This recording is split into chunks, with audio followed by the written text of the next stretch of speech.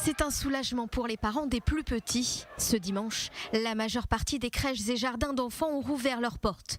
C'est le cas aussi dans les villes rouges où le taux de morbidité est particulièrement élevé.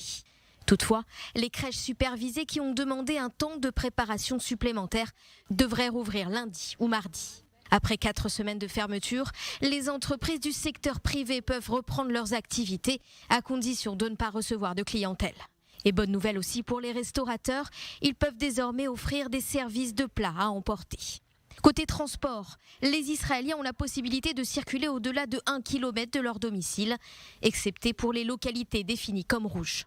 Cette première phase de sortie fait aussi le bonheur des amoureux de la nature et des bains de soleil.